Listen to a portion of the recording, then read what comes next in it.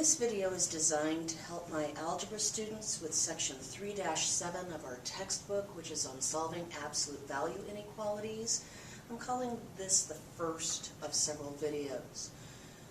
Okay, so I know we're going to be doing inequalities, but it's good if we review how to deal with it when it is equal.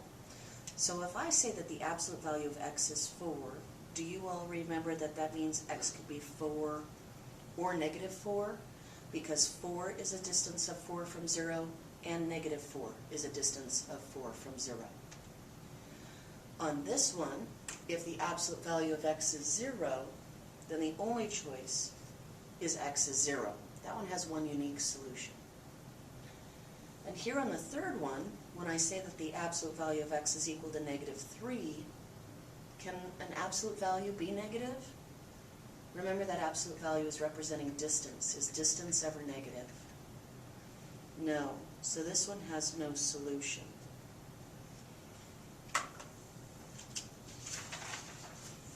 Okay, so let's try it again.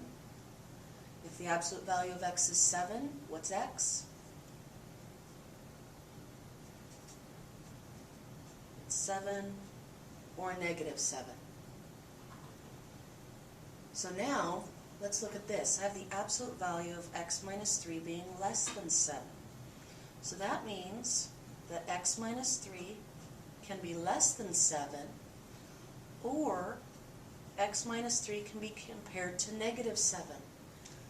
But that means that I, in a sense, multiplied this by a negative 1. Do you remember that that means I should change my inequality? So now I have two inequalities that I need to solve. How do I get rid of a minus 3? That's right, I'm going to add 3. So on this one, x is less than 10, or on this one, x is greater than negative 4.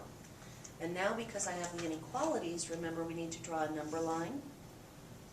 I'm looking at the value of x. My smaller solution, which is negative 4, needs to live here. My 10 needs to live here. My negative 4 should get an open circle. My 10 should get an open circle. I'm greater than negative 4 coming this way.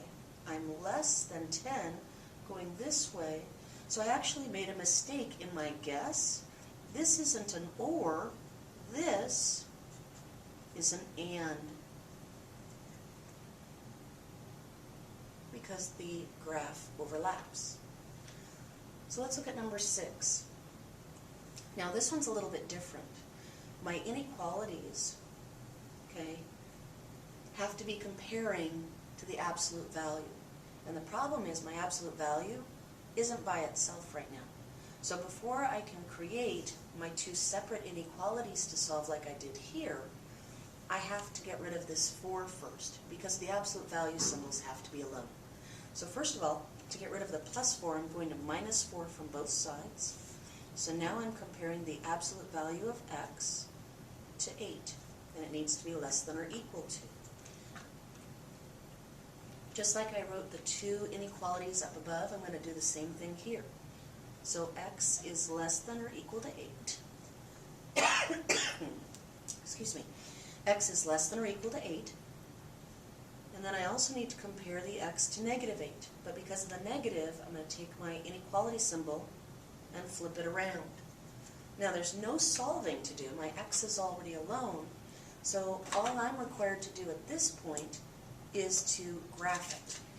So let's see what happens when I draw the number line. Here's my number line. We're looking at x. My smaller value is negative 8. My larger value is positive 8. They're both going to get filled in circles. This says that my x is less than 8, so the arrow should come this way. My x is greater than negative 8, so it should go this way, which means, again, they connect, which means this is another example of an and statement.